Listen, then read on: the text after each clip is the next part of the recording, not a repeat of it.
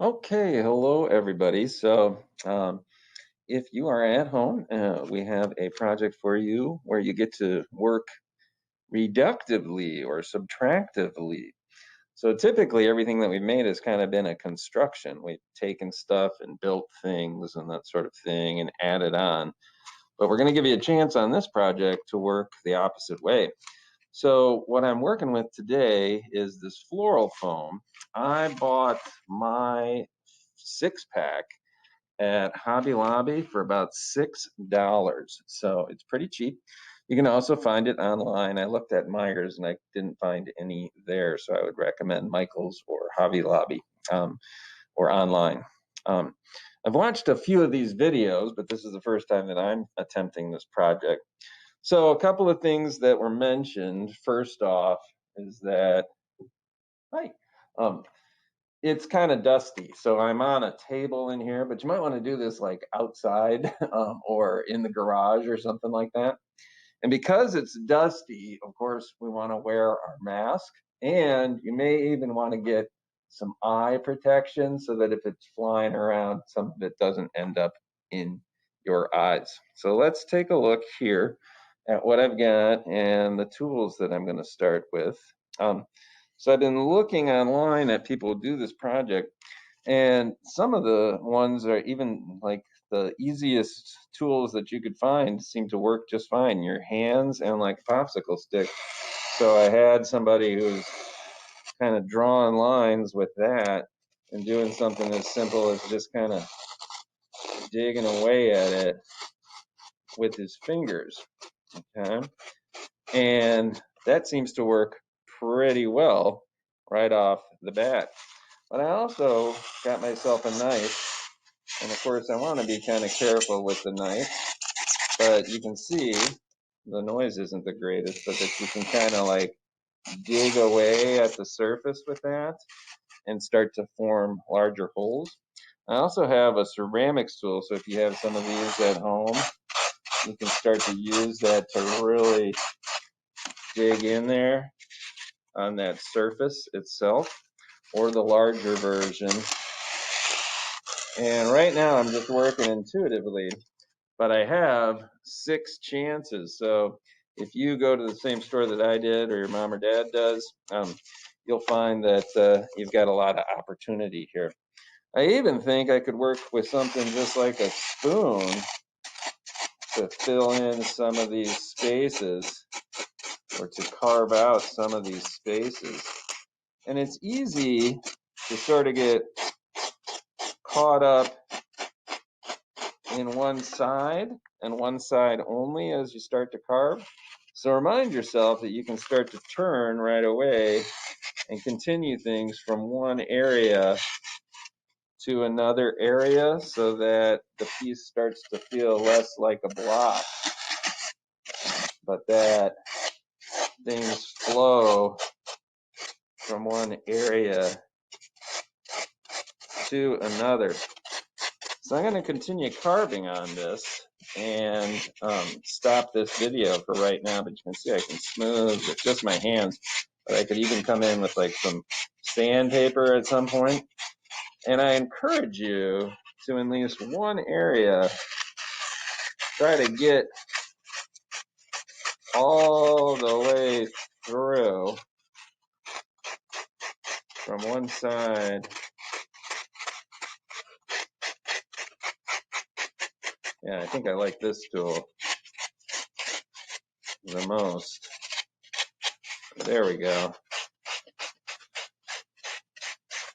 I am through. And that, being able to see through from one side to the other, is going to really draw some attention. So people are going to really look at that sort of an area. So I'm going to go ahead and keep carving. And when I'm done, I'll show you a few options for finishing up your piece. Bye. Okay, guys, so I've done some more carving, and you can see, like, based on which side you look at it, I started painting on the back, but that there's something to look at. I've created some little lines, I've smoothed things out, I've created some holes that go through. It still sort of takes on that brick shape, and that's my one thing. Maybe I could have gotten it to look less like a brick if I say got rid of something like that and had it sit on the table, maybe, like a different way. But I'm going to move forward with it at this point. But every time I touch it, I get this stuff on my hands, like you can feel it. So I've got a couple of options here. I could paper mache over this, but I'd lose a lot of the detail that's there. There's also this stuff that you can put on. You'll see people put on like a plaster bandage. But again, I think I'd lose some of the little nuance and detail that I've gotten in some of these areas. So I decided just to paint it. I got an acrylic paint. You'll want an acrylic paint. You'll want a pretty good size bottle. You won't want to pick a little teeny bottle. But you can get this at Myers. You can get this at Walmart. You can get this at an art store. But you don't have to get it at an art store, especially if you're doing multiple colors, which I'm going to do.